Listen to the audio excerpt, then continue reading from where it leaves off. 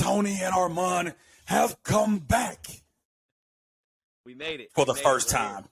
For the first time. Welcome to all you good people to Leadership State of Mind, where this man over here, the genius, the brilliant Mr. Anthony Amato and Mr. Armand Owens, going to bring you leadership perspectives from a new dynamic angle that seeks to serve the people that are led rather than serving just ourselves, amongst other conversations. Tony, how you doing today? I got to be honest, I'm doing pretty great. I think a year ago we didn't know when this day was going to happen. I know we as we'll get into, we both had a lot of goals for 2022, but we sat down and we came up with a timeline, and I'm excited to be in 2023 and us to be chatting about the things that both motivate and inspire us, and looking forward to, hopefully helping out some other people and continue to serve and take care of the people around us, man. So I'm in a great place, man. Absolutely. For those that do not know, just like Tony said, we've been conjuring this thing up, working through the nuances of trying to get together in some way, shape, or form for the last year. And it's finally here. It's finally here. And I will tell you, I've known this man since what year? 2002. Yeah, 2002. It's been a long time. It's been a long time. And, we came together on our first submarine, the USS Oklahoma City, the beginning of where all of this love of leadership, love of excellence, kind of came from. And I will tell you that it was not by accident that we were connected together. We were connected together. Come to find out, Tony just now found out how we were intentionally put together. Yeah, so before you even tell that story, like imagine 20 years of friendship and camaraderie. And me and him are at an event like 6 months ago, and you find out for the first time that he was forced to even talk to me. I thought it was just because my sparkling personality, and that was not the case. So I found out by him telling a story to someone else that, I'll let you tell the story, but it was pretty eye-opening. Yeah. So, and it was because of your glowing personality that we were ultimately drawn to each other. And it just took, some supervisors seeing that, beforehand. And, what was very interesting during that time of my life, I'm just slightly a more angry person, if you will, so, being a giving and mentoring type of person was not my top persona during that time frame. But based on our personalities, how we carried ourselves, the level of confidence that we both had, I was approached, by leadership. The Chiefs mess was like, hey, now, Amato, love the guy, wonderful attitude, but he is just like you. He is arrogant as all get out, super confident, and he may rub some people the wrong way. I think you may be able to help him. It's like, sure, I will absolutely do that. We get out here on this basketball court and, we can get this work too, but, throw that out there. But absolutely, that was, so it was orchestrated amongst, our chiefs, our supervisors to say, hey, look, put these two individuals together. They're going to feed off each other. I had, a lot of experience in terms of just knowing what it takes to go through the hardships of being on a submarine. And they thought that our personalities matched where I can give something back. So I was like, absolutely. And like I said, we had played basketball together, so it was cool. It wasn't something that was a begrudgingly type of, thing for me. It was like, absolutely. This is dope. Yeah. So, and then that's pretty magical, right? So, a lot of people that aren't involved in the Navy, don't realize how hard it is to keep in touch with people sometimes. A lot of times, you spend 3-4 years with a group of people, and then they leave that's kind of really it. Like, you might never see them, never talk to them anymore. And so Armand has always been kind of one tour ahead of me, a couple years ahead of me. Always been a good mentor, someone I can lean on and give it to me straight. That's one of your best attributes, is being like, hey, Tony, you offline on that one. Like, back that one up. And so I think you need friends like that. And I think that real communication and that real dialogue is kind of what brought us to this point, right? We've bounced around all these different places, different locations, have different leadership experiences, always kind of bouncing ideas off each other, being a sounding board when one of us wants to go high and right. Some we take turns backing each other off the ledge. That's a fact. That's a fact. And then now we're here, right? And so now we're in 2023, and we're both in a place where we wanted to try to make this happen and kind of take what we both have learned over the last 20 years and, try to give it to the people and try to communicate. And so super excited to be able to be doing this with you on the inaugural Leadership State of Mind. And, yeah, man, it's dope. So you talked a little bit about, the goals that you have for yourself in 2022. How did you do in those goals? How did that go? Yeah, so I think 2022 was a big year. A lot of growth, for sure. So the big goals that I had, I wanted to finish my master's degree. So that got done. I finished that in December. So excited to have that done for anyone that's not in the Navy who's checking this out, man. College in the Navy is hard. You really only get your shore duties to do it. And I always tell my sailors, one shore duty is per degree. And so my third shore duty, master's degree, is knocked out. And then that really transitioned me into 2023. I wanted to focus on, more about me and some things that I wanted to do, like the podcast and things like that. So finished the master's degree and ran my first marathon, man. Decided that I had to put that off the bucket list. And so I trained for that and knocked that out. And so, yeah, man, it was a good year. What about you? What are some big things you knocked out in 2023? Yeah, I would tell you one of the biggest things, that I've always wanted to do was write a book. I am an avid writer. I have tons of journals, tons of just loose thoughts everywhere that I knew that at some point that I wanted to actually bring, to a finished work. So I actually got done, writing the book, and right now we're just finishing some of the, the minor flow type of things that come with, with the book. Never written a book before. So just all this stuff is kind of new. So, but got done with that. And the title of the book is called The Fight to Lead. It's about overcoming the battle within to become the leader that people need you to be. A lot of times when you think about leadership, think about it from an external standpoint in terms of how can my people are not doing what they need to do. Things are not going the way they should go. If we project an external idea of what things are supposed to be like, meanwhile, we have all these things going on within us, our ego, our insecurities, our environment, all these things come together that really cause us to have to actually take away from us to form who we need to become for those we have the privilege of leading. So that was one of the biggest things for me.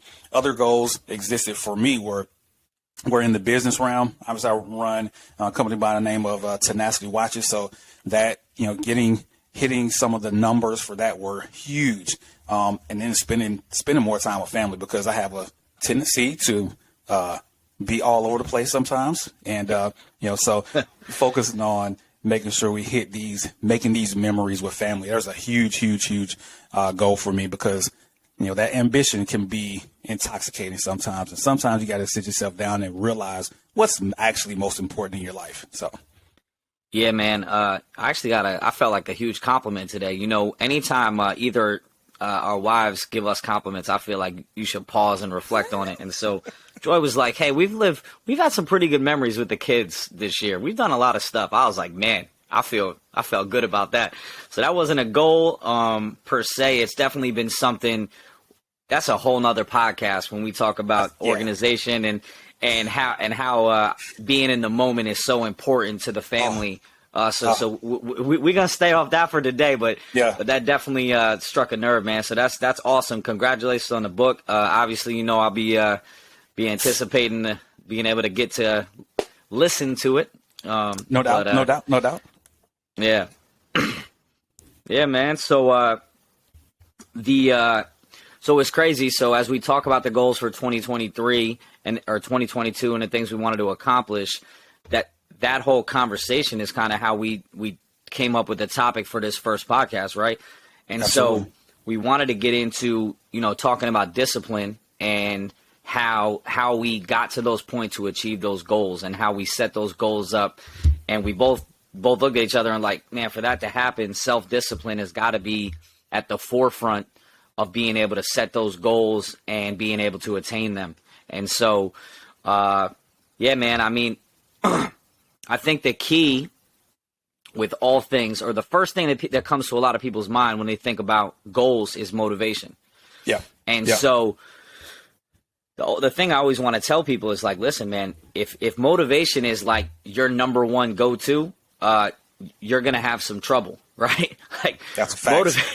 That's a fact. Motivation is fleeting. Like, you're going to have highs, you're going to have lows, but your ability to show up every day and your ability to have a plan and be self-disciplined to do the things that you need to do is where you're going to get your success from. And I know that was one of the things that you were talking about as well. So, Absolutely. I mean, go ahead.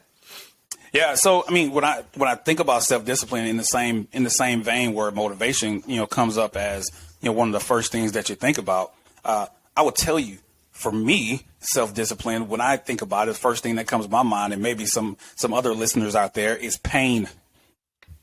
It's pain. Yeah. Self-discipline is hard. It is hard because you think about, hey, I want to achieve this big, lofty thing that exists several layers, several months down the line. And that the methodical, systematic processes are the things that are going to get you there. We all know what it takes. If I were to say, I plan on losing 15 pounds, I don't, because I'm fine. We got to make a systematic plan to get there. And that requires eating healthy. It requires, working out almost every day. It requires tracking all the things that you're putting into your body to make sure you're optimizing the working out piece. But that's hard. Everybody knows what that's about. Inherently what to do. It's the doing it. And I looked at self-discipline as the definition and the origin, of, self-discipline. You know what the origin of self-discipline, is? From you told me you had like it though. Like from Old English. No, you told me you had it though, so I was excited to hear it. Go ahead. Yeah, it is derived from the Old English discipline, mortification by scourging oneself. Scourging. Wow. So okay. if you don't know what a scourge is, think about a long rope that has a bunch of hooks on it that when you have done something wrong, you scourge. Man. To punish yourself for messing up. That is where the discipline is derived from. So rightfully so. One thinks about pain when they think about discipline. But as I said in the outset, we're here to kind of reframe those things. We're here to kind of reshape, what it looks like, what self-discipline actually looks like, so that you have a higher propensity to be able to achieve the goals that you want to achieve. Absolutely, man. So during this process, we will not be talking about injuring ourselves in any ways. I think I'm pretty good at just making myself feel bad. I don't think we need to. No one needs to be hurt on this show.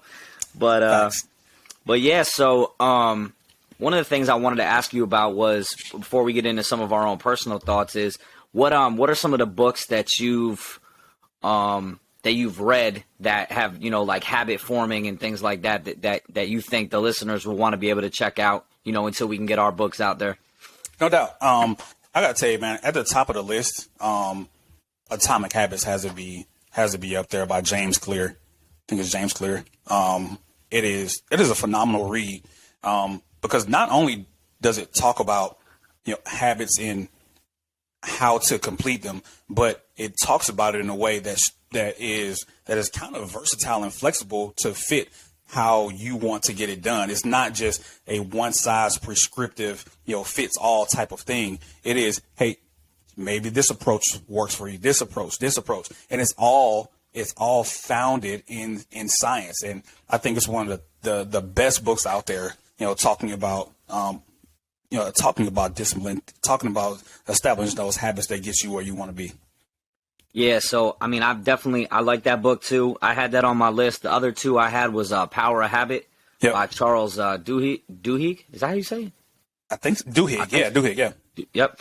And so again, a lot of science, a lot of just explaining how habits are formed, right? And the process of breaking those habits or replacing those habits, and all, like, how the brain works. Really interesting read. Very smart guy, put a lot of effort into that. I had to just pause a couple times and be like, man, I got to look up a couple words, make sure I'm tracking all this. But awesome.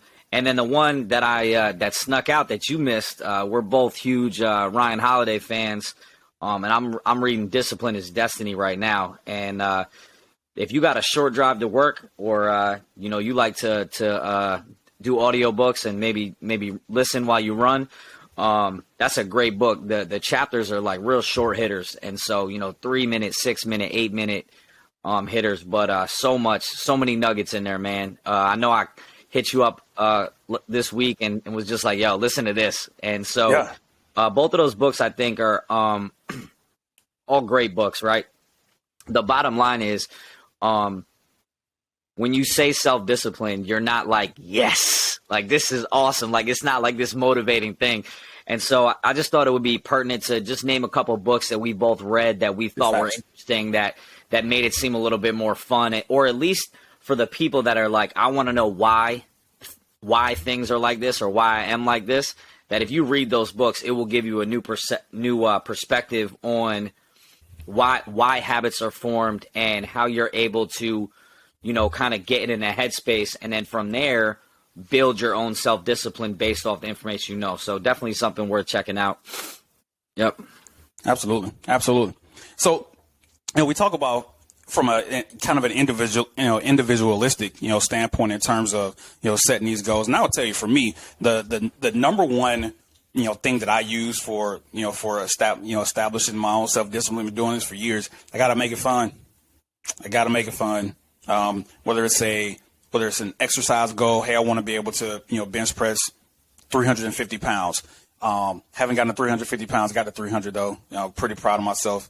I don't know at 43 if going past 300 is going to, serve me that much. But anyway, well, I mean, listen, there are two different types of people in the world: those that can lift their own body weight and the people that can't. And so, as long as you bench pressing your body weight, man, I think you're in good shape. I don't try to lift heavy anymore. So if I can walk in and throw 225 up, I'm feeling pretty good. But 300 is great, man.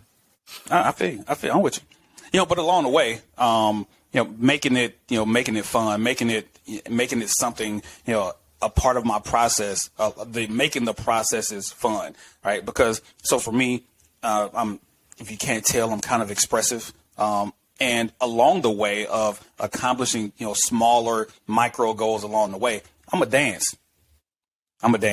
Whether it's in the gym, at home, out in public, don't care. Going to celebrate those micro goals along the way, because as your step-by-step process, it can be daunting. I told you that lofty goal can be daunting. You need to celebrate along the way.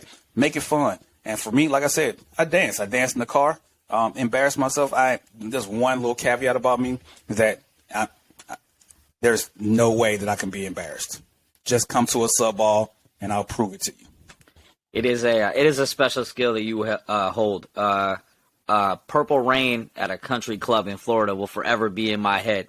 So yeah, man, I co-sign that. I don't think you're one to get embarrassed. So that's a good thing. So making fun, or having fun with the process, I think is really important. I think the other thing is knowing yourself, right? Like, you got to Yep. be able to understand who you are.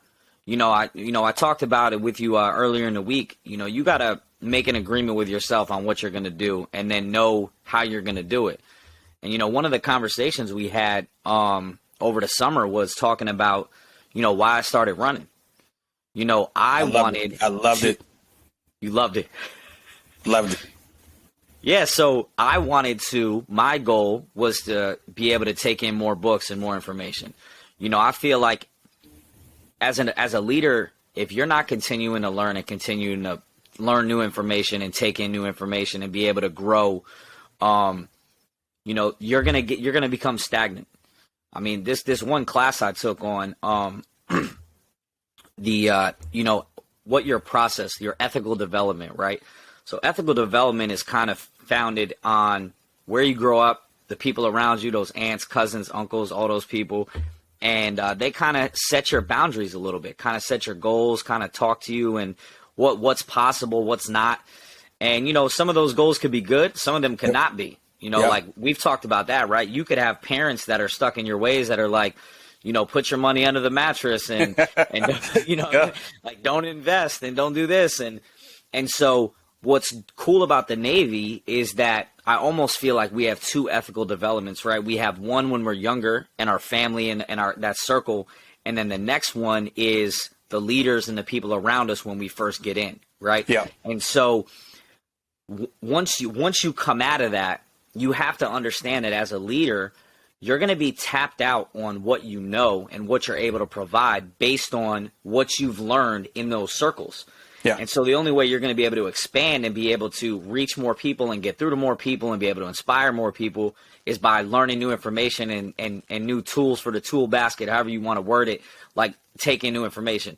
And so for me, my goal was, I tell all my new leaders, like, hey, if you're not reading 4 leadership books a year, man, I think you're going to fall behind, right? I think that's 1 a quarter is a reasonable goal.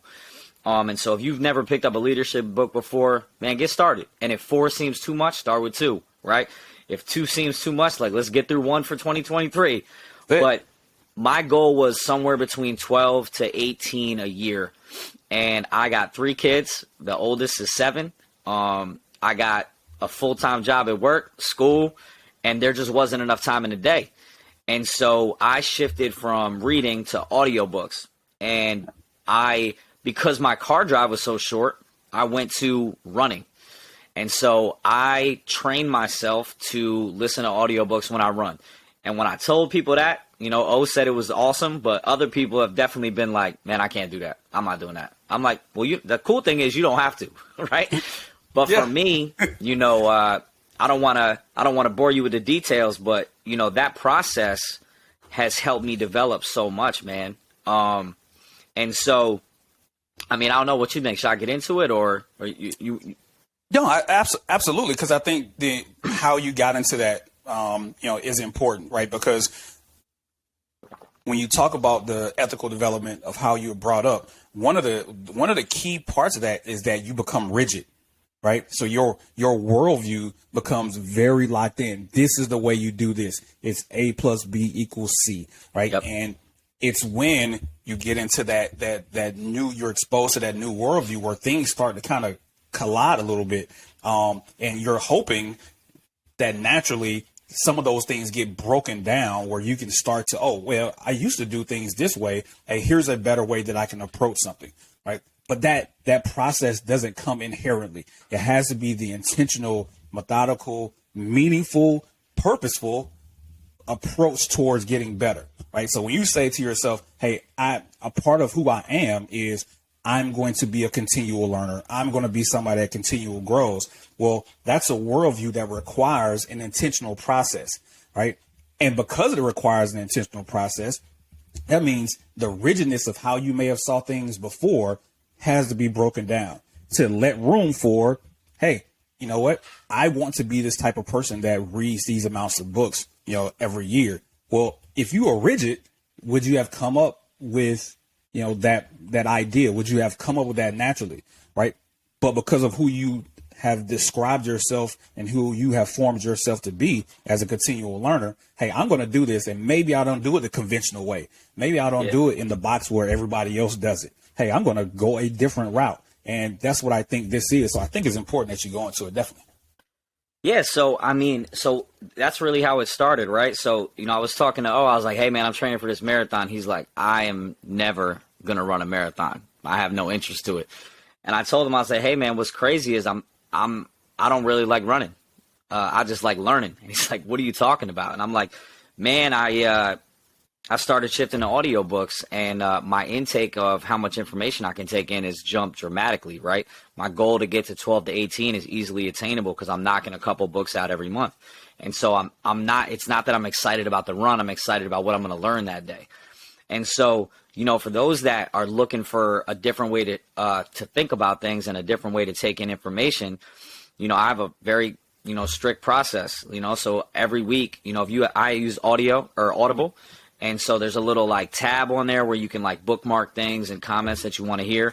And so throughout the week, I'll tab all the things that I'm like, man, I want to hear that again. And I'll tab it on the bookmark. And then at the end of the week, Saturday or Sunday morning, before the kids wake up and it gets crazy, I sit down, I have my notebook, and I go through all those tabs and kind of write notes on the things that I really want to take away from it.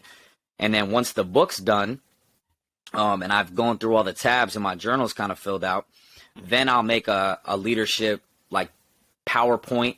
We in the Navy, we do a lot of Sailor 360, a lot of leadership training. I've started some new leadership processes at the command I'm at. And so then that allows me to have a ready topic to be able to train on and teach other people. And that's the way I learn and take in information. And so now that process of growing and being that person that's getting better and learning new skills, I'm able to share that with other people and help change more perspectives. So, it's one example of, changing the perspective and coming up with goals and processes to get to the end state. And so, yeah, man, it's definitely worked for me. I mean, I think, I didn't count this year, but I know I exceeded 18 books for sure. Yeah. And so, goal hit. A lot of miles logged on the process. Had to buy a couple extra pairs of running sneakers this year, but we got there, and absolutely, so it's pretty cool. And here's a major kind of extraction point with regards to self-discipline. It wasn't necessarily about the goal; it was about the person that he wanted to become, the person that he's designing himself, he's structuring himself to be. Right? This is kind of the key with this, right? Because if I say to myself, I am this type of person, I am the type of person that runs marathons, I'm the type of person that continues, to learn. Well, if I am that type of person, I'm going to structure my goals around the type of person that I desire to be. Therefore, guess what? The process becomes easier. Yep. Because it's not a begrudging thing. It's, hey, I'm this type of person. So this type of person does this. A person who is a continual learner does these things. A person who is a lifelong grower in terms of I'm always taking things in does these type of things. So it's not a begrudging. It's not a hard thing. That self-discipline now just becomes a part of who you are. And that's when it becomes fun. When it becomes a part of just who you are. I do these things.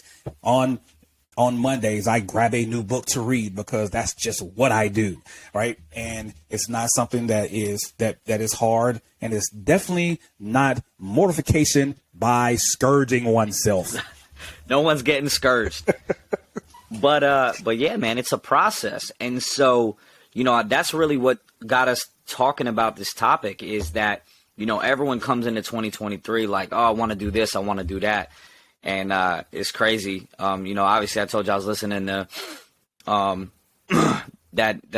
new Ryan Holiday book. He was talking about, man, procrastination is one of the biggest enemies. And so we sat down and we said, hey, in 2023, I want to do this. Here's the goal. Here's the thing we want to do. And the first thing about that self-discipline process is making that agreement with yourself that you're going to do something, right? Yep. Like you got to admit that you shook hands with yourself, however you want to visualize it, and said, I'm going to do this.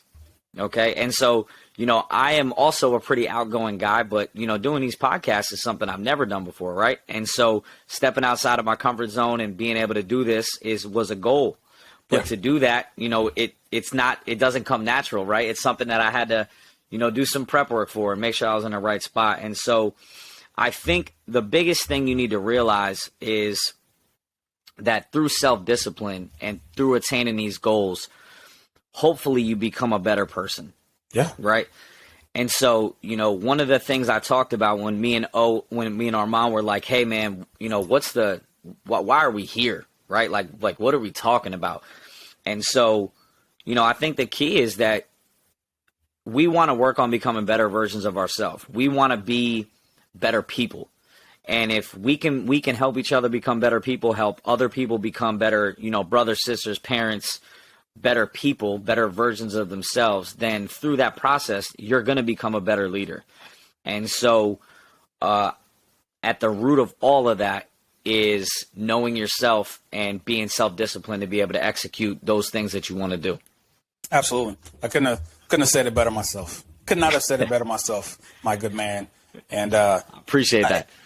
And you think about the process of becoming a leader is it's about the process of becoming the best version of yourself. And I think about all the things, the difficulties, the hurdles, the obstacles that exist with becoming the best version of yourself. Which is one of those things at the top of the list is disciplining yourself properly. To make sure that you can release the best version of yourself to the people that you have the privilege of leading, right? It's also thinking about who deserves the best version of you. Sure. Right. Yeah. For me, I think about the people that I have the privilege of leading. They deserve the best version of me because I have this honor, this privilege of being their leader. And for me, it is my responsibility to facilitate an environment where they can be the best version of themselves. And if I expect them to be the best version of themselves, or I'm trying to help them along the way, guess what I got to do, right? Because as a leader, people do what we do, not what we say. Say that again for the people in the back. Say it again. They do what we do, not what we say. People model the behavior that they see in their leadership. So if I am unethical, guess what I'm going to produce? If I am lazy, guess what I'm going to produce? If I am undisciplined, guess what I'm going to produce? So it is a responsibility for the leader to make sure that along this journey of helping them be the best version of themselves, we are also taking the time to challenge ourselves to be the best version of ourselves. Secondly, does your family deserve the best version of you? Probably. Absolutely. Right? Because when you look at your family, look at your spouse, you look at your children if you have them, do they deserve the best version of you? Right? Do they deserve the best version of you? And you know the answer to that. That's a very, very easy yes. Right? Because who wants to give them 10% of yourself? Who wants to give your family only 10%?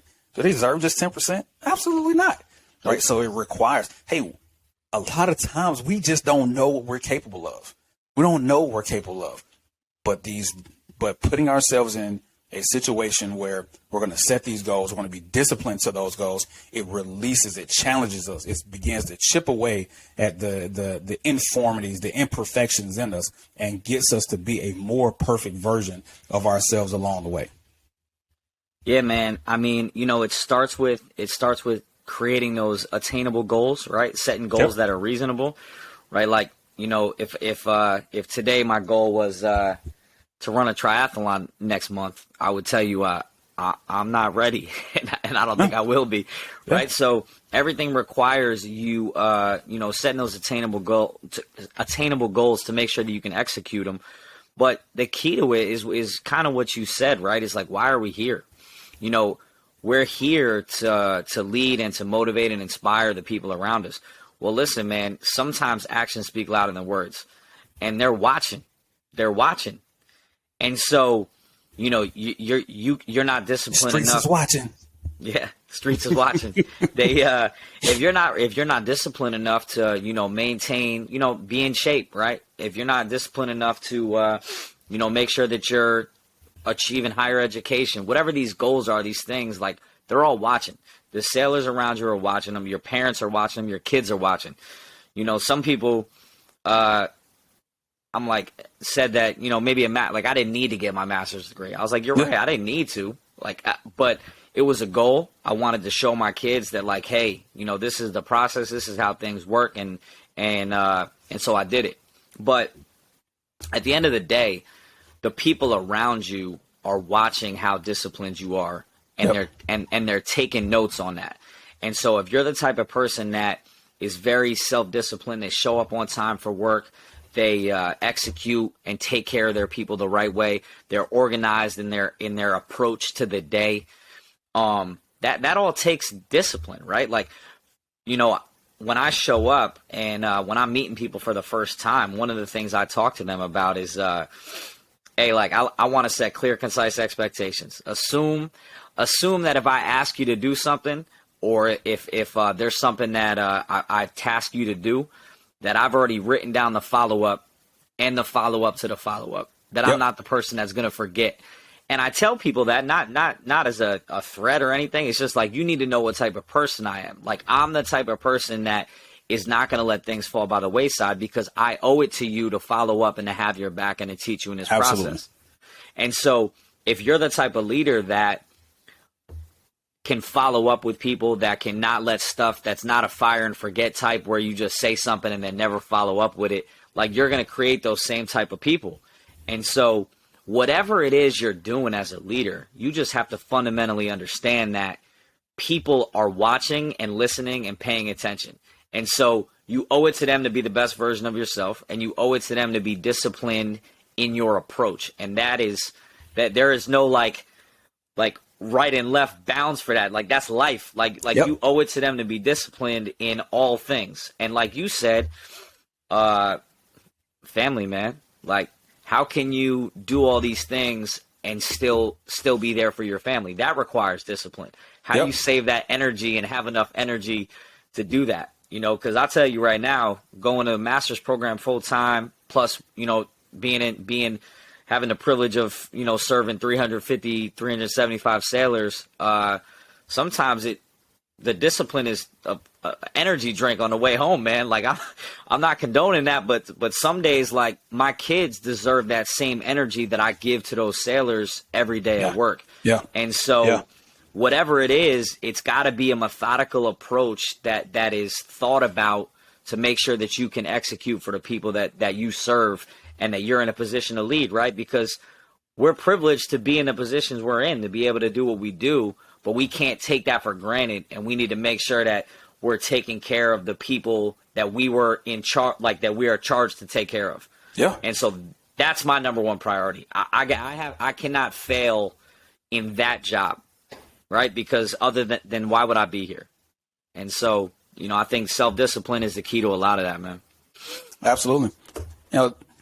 We talk about self-discipline as the starting point, and it's just that. It's the starting point. One of the points that you brought up, that I really liked is, when you set those expectations for the people that you lead, and you see the surprise on their face when you talk about, just know that I've already prepared the follow-up. I've already done the things. I know how this is going to go. And the surprise and just look on their face when it's like, wait a minute, there's an intentionality with this guy.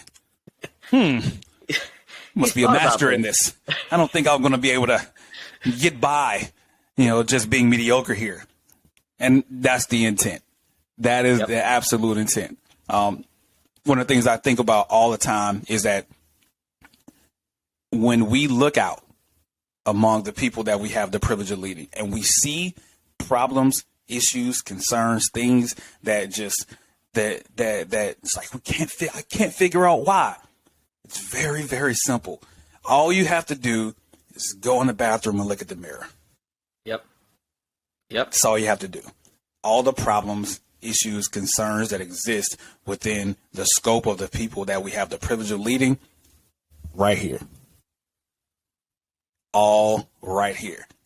That's why that process of self-discipline is so important. It's so vital, because we perpetuate our own weaknesses among the people that we lead. We project our limitations on our people. So when we see those limitations play out in real time and we want to lash out externally, it's your fault. No. Turn that inward. It's here. We are the perpetuators. We are the ones that are projecting those limitations on our people. That's why it's so important, especially when we're trying to build an environment where people are becoming better people, right? Because ultimately better people become better leaders. This is what we're trying to create here. So absolutely, brother. Yeah, man, that is well said, my friend. I think at the end of all of those conversations, that's the biggest step that I've taken. Like when I look at myself 10 years ago, I tell people all the time now, I'm like, when people would be like, oh yeah, I know you, like the first thing I think of is like, ugh, man, what did I do? How did I handle that situation? Because, hey, none of us are perfect, first of all, right? And so, and for me to not admit or realize that I've grown dramatically over the last 10 to 12 years. If I was the same leader I was 10 years ago, I don't think we'd be doing this podcast, and you would be, and I'd be concerned, right? And so, of course the people we're going to lead we can't expect them to operate and think the way that we think, but it's our job to be disciplined enough to not be upset, to not be frustrated, and to be able to be like, hey man, listen, I understand where your head's at, but like, let me help you get here, right? Like, how are we going to do that? And what you said hit it right on the head. We have to be disciplined in our responses based on what we know. Yep.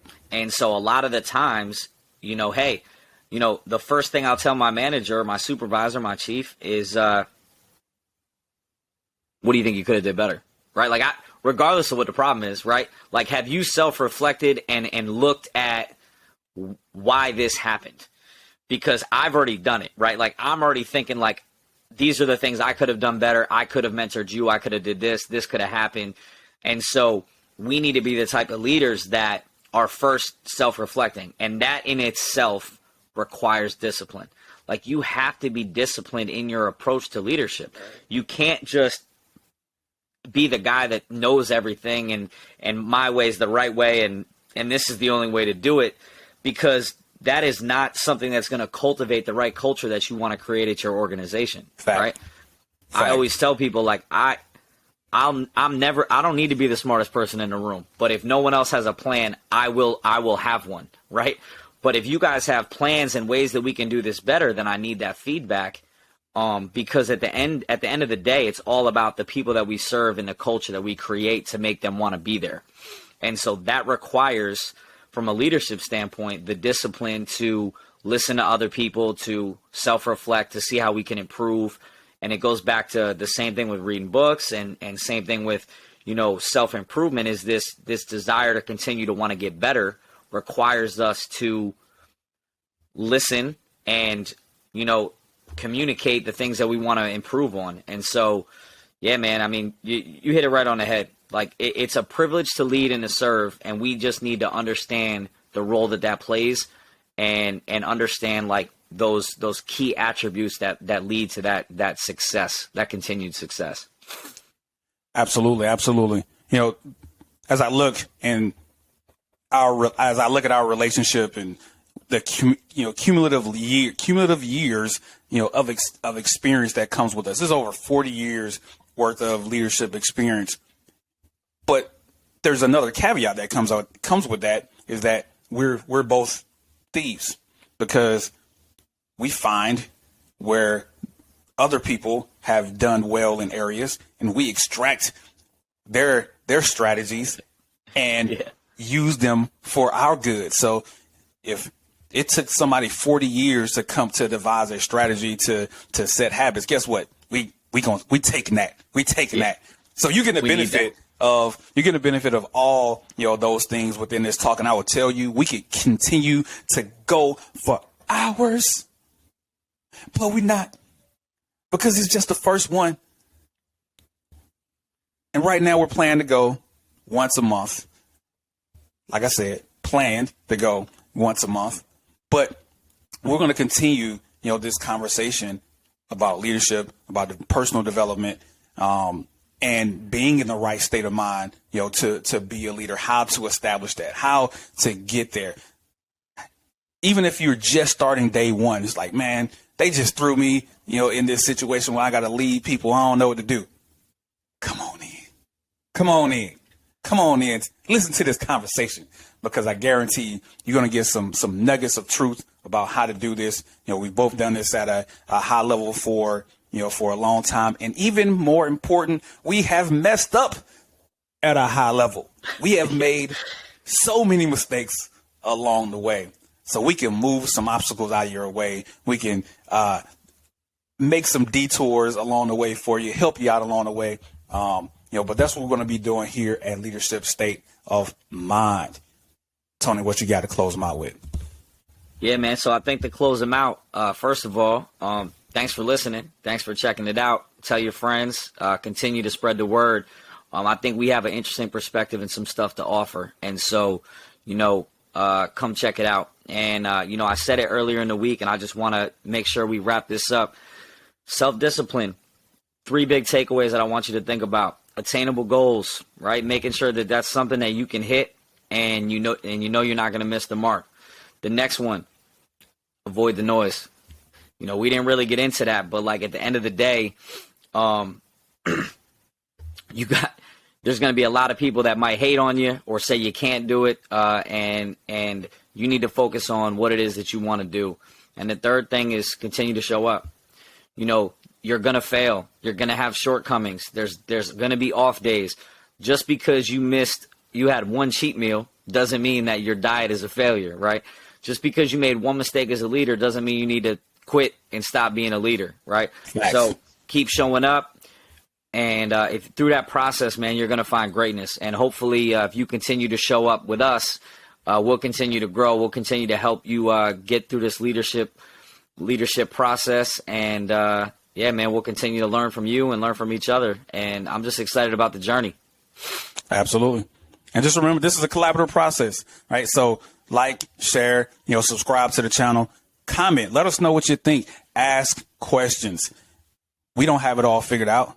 This is a collaborative thing where we're on this journey together. Remember, we're all trying to become the best versions of ourselves as leaders, because that's what the people we have the privilege of leading deserve. Love it, man. Hey, man, always great to chat with you. Absolutely. Always. Hey, until next time. Y'all be good. Peace.